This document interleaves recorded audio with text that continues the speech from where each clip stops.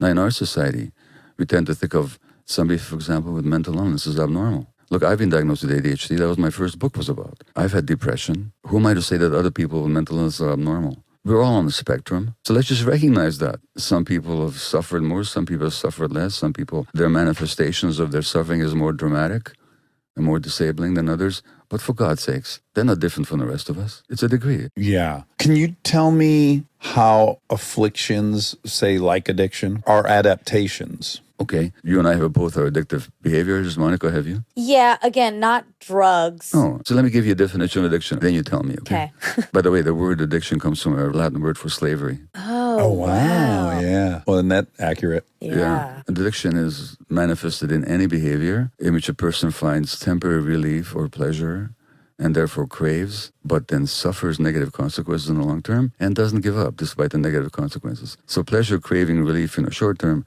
harm in the long term, refusal or inability to give it up. That's what an addiction is. I didn't say anything about drugs. It could include drugs, obviously. Nicotine, caffeine, crystal meth, heroin, fentanyl, alcohol. Could also be sex, gambling, shopping, pornography, Fantasy. eating, fantasy, bulimia, internet gaming, work, power. I could go on and on and on. So yes. So the issue is not... Okay, all right. Absolutely. So here's what I'm going to ask both of you guys now. Not what was wrong with the addiction, not even what the addiction was, but what did you get from it in the short term that you craved? So, Monica, what did you get? Validation. Can you say more about that? Feelings of being worthy. Okay, thank you. Dax, what did your addictions give you? Relief. From Um, pain. yeah. Hence my mantra. Don't ask why the addiction, ask why the pain. In my case, it's also validation, for example, and also a real sense of being alive, Yes. temporary I'm an dopamine, arousal junkie. Yes. Yeah. sense of being worthy, pain relief. Are they good things or bad things in themselves? Great Good things. things. Yeah. Essential. Yeah. The addiction wasn't your primary problem. Your addiction was an attempt to solve a problem. It's an adaptation. The real problem was your lack of worthiness or your belief in your lack of worthiness, which is a result of trauma. The pain that you experienced, you've already talked about it, Dax, is sourced in very painful experiences. Mine as well. And I'm not telling on Monica out of school because we've talked about this a bunch on here. What is really salient is, so mine involves like criminal activity. Hers is not, but the result is just as strong. In fact, definitely as strong. Yeah, and yeah. maybe even Oh, yeah. more Yeah, strong. that's the whole point. Yeah, being brown in the South and liking a boy and having the boy say, I can't like you back because you're brown is like, well, that's a wrap on that. Gosh. And some passed down abandonment stuff. This is my issue. I know that about myself, but it's like what we said earlier. It happens in here all the time. And it continues to happen where I don't feel like I should be here and I don't know how to stop it. The therapist on me wants to jump on this like a dog on a bone. I want you to. Attack, sicker. Okay. But let's just conclude the point.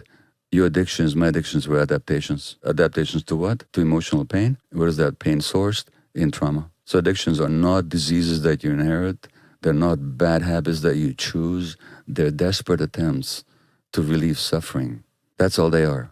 And the fact that your addictions were criminal, it's only because this society criminalizes certain addictions. I meant the inciting trauma to me. Yeah. You could try to evaluate as being more traumatic than that. I don't compare traumas. That was the point I was making is I would debunk that. Yeah, even though yours was criminal, hers is just as devastating. Yes, exactly. So the result's the same. So, Monica, can I ask you a couple of questions? Yeah. First of all, you said that you don't feel like you belong. Is that the phrase you used? I think I did say that. Yeah.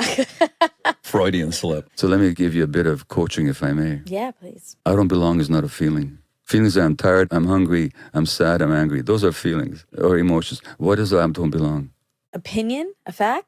Fear? It's an opinion. It's a point of view. Yeah. What do you feel when you believe that you don't belong? Unnecessary or that's Unnecessary opinion. That's still an is opinion. not a feeling. You're right. Okay. Okay. I guess sad, but that seems basic. What do you mean that seems basic? It seems so obvious, but it feels deeper than the word sad. No, wait a minute, no. If you're willing to work with this, just for a Yeah. moment, stay with this belief that I don't belong here. Mm-hmm. Did you experience it here today in this Yes. company? Okay. No, just check in with your body. What do you feel when you have that belief, when that belief seizes hold of you? Physically, I feel hot. Okay. If this was on camera, when you said that, what would the audience have seen on your face? Just now when I said it, Yeah, you probably don't know. did I smile or laugh? You smiled. What's funny about it? I want to smile again. What's funny about it? Nothing. Okay. So what you're already doing is you're distancing yourself from your feeling. That's not a criticism, just an observation. For a good reason, you learned that I better not be with my feelings. I better kind of minimize them. But let's go back to the question again. What do you feel when you believe that there's three of us here engaged in this, to me, very deep and honest conversation, Yes. and you don't belong? What do you actually feel in your body when you believe that? I would say hopeless. That's not a feeling. Oh, God. Hopeless is a belief that there's no hope. What do you feel when you believe things are hopeless? Sad. Sadness. Yeah. Now, how does sadness show up in your body? Everything feels retreated and deflated. Kind of constriction Yes. in your chest and your belly and so on. Mm-hmm. Can you be with that emotion right now, just for a moment? Is it okay that things are constricted? Can you just accept them and be with them? Mm-hmm.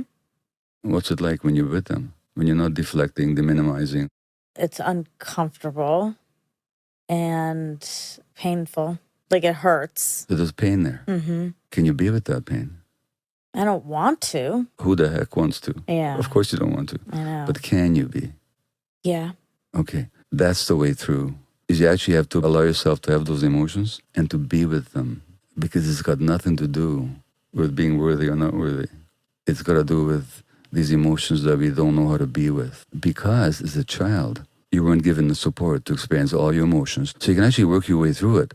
But your way through is through the body, not just by talking about it. You're going to have to actually be with this stuff. I'm not a Buddhist teacher by any means, but I'm talking basic, but the Buddha said, you just got to be with all this stuff and notice. And then, by the way, who's the person that's noticing the pain and staying with it? Who's the person that's being honest about it? Me. Yeah. Is that person